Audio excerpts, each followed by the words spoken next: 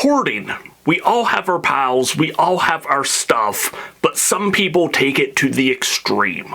The inability to throw out stuff while feeling the need to collect more, we might think of this as a modern phenomenon, but today we're going to talk about a case of hoarding from the early 1900s, one of the most infamous cases in United States history. Two brothers whose seclusion, hoarding, and eccentric lifestyle captured the imagination of all of those around them in their neighborhood in New York City. In fact, two brothers that accumulated so much stuff, they were killed by the very stuff that they had amassed. You live by the junk, you die by the junk.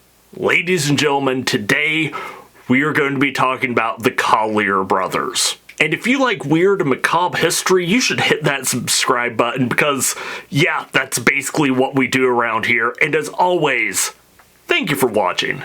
Our story begins with Homer and Langley Collyer, two brothers who were born in New York City in the 1880s. Their father Herman was a doctor, their mother was a former performer and opera singer. They were well connected, they were rich, they were eccentric.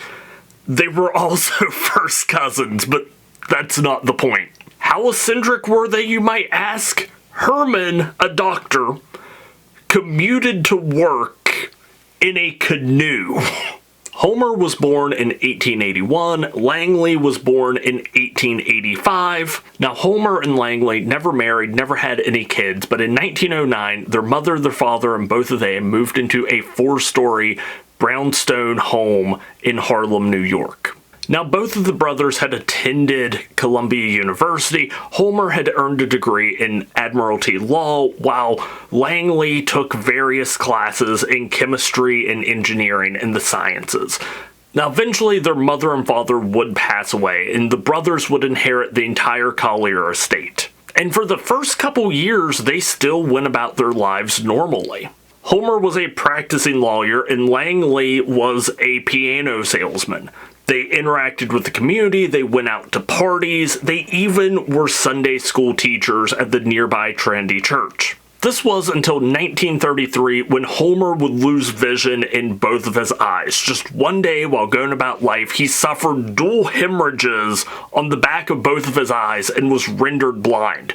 Because that's just something that can happen apparently, and it kinda deserves its own scarier than fiction video, but I digress. And Langley would quit his job so that he could take care of his brother full-time. Langley believed that through diet and rest, he could restore his brother's vision. After all, they were highly educated sons of a doctor. If anyone could do it, they could. But this was when their hoarding and seclusion began. It's initially believed it started with the hoarding of newspapers because Langley believed that he could cure his brother's blindness, and then whenever he could see again, he would have all the newspapers from his time blind so that he could catch up on the news. Which doesn't really make sense because Langley read the newspaper to his brother daily. On top of feeding and bathing him, he regularly read to his brother, kept him up with the news, read him books, played him songs on the piano, but he started hoarding massive amounts of newspapers and started becoming more and more secluded. Langley would also start bringing home massive amounts of junk because with all this new spare time while he was taking care of his brother, he began taking things apart and tinkering in the rooms of the house, so whenever he would go out, if he saw something cool that he liked, he would bring that home. Eventually, Langley was bringing home so much junk, people began to congregate to see what weirdness he drug home today, which caused Langley to board up many of the windows to the house. Whenever people tried breaking into the house, he wired the door shut. As more and more people became interested in him and his brother, they isolated themselves more and more from the world. Break-ins became so common that Langley actually rigged up tripwires and booby traps to cause piles of junk to cave in on anyone who tried breaking into the house. In the business, such and such, foreshadowing. Langley became so paranoid over time that he was only leaving the house at night to go out and get supplies and food for him and his brother, sometimes traveling miles across the city to buy as little as a loaf of bread. While people said that he was fairly well-mannered and a good conversationalist, they all agreed he was completely crazy. And between these ventures out, the brothers would become more and more secluded, and a lot of people believe that it was really completely mental health related. But at the same time, their neighborhood in Harlem was rapidly changing. Whenever they first moved into the community, it was mostly middle and upper class individuals. But then during the Harlem Renaissance of the early 1900s, people of color, mostly African Americans, started moving into the community, and there was a white flight. A lot of rich individuals moved out of the area. And as more and more people of color moved into the neighborhood, the brothers became more and more secluded. So was it mental illness? Was it racially motivated? Probably little column A, little column B. Of course, at the end of the day, these are inbred Ivy League brats, so it was probably a heaping helping of just general elitism in general. Like, they probably would have turned their nose up to just Italians. So, yeah, definitely weird case overall. We don't really know where their headspace were because they were just so secluded and isolated. And a lot of people suspected the brothers were starting to slip into poverty. By 1938, Langley had completely stopped paying his bills. The electricity, the water, the gas, everything was cut off. So how did they survive, you might ask? Langley rigged up an old Model T engine to generate some electricity. There were certain rooms of the house, again at this point, there were massive amounts of junk within the house. Later on, it would be discovered that some rooms in the residence were nesting rooms, basically rooms that they still lived in and regularly, spent time in, and these rooms were warmed with small kerosene stoves. Langley would even exit the house to get water from a pump at a nearby park. Despite not having any utilities, they were still doing pretty okay. But when people saw that they had no utilities, nothing going on, and the house was falling into disarray, a lot of people suspected that the Colliers had ran out of money and were forced to live like this. But then, in Langley's paranoia, one day he looked outside one of his windows that he hadn't boarded up yet, and he thought he saw people in an adjacent apartment building looking out their windows into his. So he pulled out his checkbook and bought that entire apartment building with cash money. $7,500. Cold hard cash. He just bought the entire apartment building next door so his neighbors couldn't snoop on him. Even if they weren't snooping on him to begin with, they still had money. In 1939, workers from the local gas company came to the residence because the gas had been turned off over a decade earlier, so they were coming to remove gas meters from the home. Langley got in a big argument with them. The cops ended up being called, and this brought hundreds of people from the neighborhood to see this big fight between the gas company and these brothers, and it really stirred up the curiosity of, like, who are these people? Why are they living this way? What's the deal? But they really didn't get any answers. In 1942, the Bowery Savings Bank began foreclosing on the brownstone. At some point, Langley had taken out a mortgage against the house. It's believed that he was going to buy some of the other houses in the area, convert them into apartment buildings. He never did, and he never made any mortgage payments for 3 years, so eventually the bank began foreclosing on the home. In November that year, they sent a moving crew to start moving stuff out of the home, and that's when it became apparent just how bad the hoarding had gotten within this house. Dozens, hundreds of people from the neighborhood came out to see all the weird stuff these movers were trying to pull out of the house. Langley had gotten in a big fight with them. The cops had to be called, and that was when Langley, again, a lot of people thought, okay, by this point, this family has to be super poor in order to be living like this. Langley pulled out a checkbook and paid off the mortgage in whole in one check, and there was money in the bank to cover it. After this incident, Langley would only exit the house for food and to report break-ins to the police. Oh, and of course, to collect more junk.